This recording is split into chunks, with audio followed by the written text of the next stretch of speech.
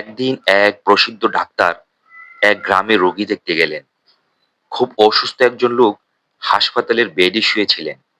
তাকে পরীক্ষা শেষে বের হয়ে আসার সময় লোকটি ডাক্তারের হাত ধরল এবং বলল, ডাক্তার, আমি মৃত্যুকে ভয় পাই। মৃত্যুর পর কি আছে তুমি জানো? আমি আসলে জানি না।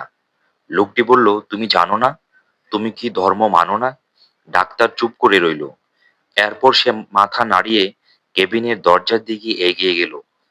দরজা খুলতেই দরজার ওপাশ থেকে ডাক্তারের পোষা এস্কিমো জাতের সাদা লোমের কুকুরটা লাফ দিয়ে ঘরের ভিতরে ঢুকে পড়ল। এসেই আনন্দে তার লেজ নাড়াতে লাগলো, জিভও বের করে রইল। এবার ডাক্তার তার রোগীর দিকে তাকালো, বলল, তুমি কি আমার পোষা কুকুরটিকে দেখলে? সে এই রুমটিকে এর আগে কখনো দেখেনি। সে জানতেও না ভিতরে কি আছে। সে শুধু জানতো ভিতরে তার মালিক আছে। তাই আমি দরজা খোলার সাথে সাথে সে ভিতরে ছুটে আসে।